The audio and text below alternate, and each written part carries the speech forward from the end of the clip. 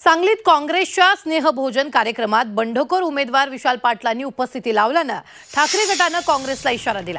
विशाल पाटील आणि पृथ्वीराज पाटलांची हकालपट्टी करा, अन्यथा यापुढे महाविकास आघाडी राहणार नाही, असा इशारा सांगलीतील ठाकरे गटानं दिला।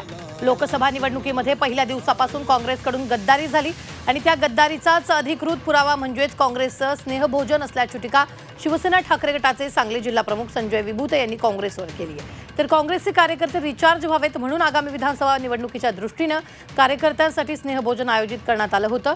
विशाल पाटील काँग्रेसचे उपाध्यक्ष आहेत, यामागे दुसरा कोणताही उद्देश नव्हता, असं स्पष्टीकरण सांगली काँग्रेसचे शहर जिल्हाध्यक्ष पृथ्वीराज पाटील यांनी दिलेलं आहे।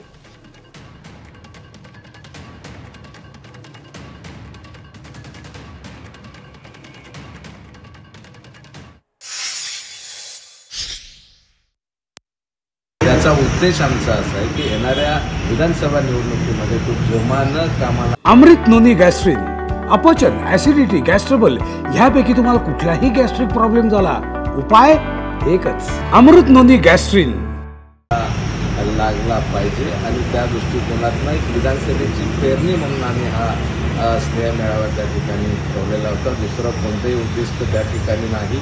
सर्वांचेच एक वेगळे ऋणानुबंध असल्यामुळं त्या ठिकाणी एकत्र येऊन आम्ही स्नेहभोजन केलेलं होतं आणि कार्यकर्ते आहे त्यामुळे रिचार्ज झाले, मोठा उत्साह त्या ठिकाणी होता।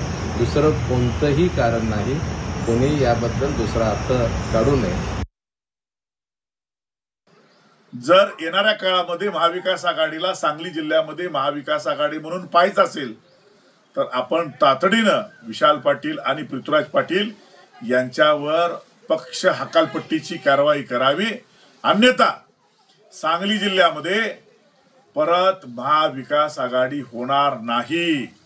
आमच्या पक्षाच्या श्रेष्ठींना सुद्धा आम्ही सांगितले की आपण महाराष्ट्रामध्ये काही करा, परंतु सांगली जिल्ह्यातली ही गद्दारी आम्ही सहन करणार नाही।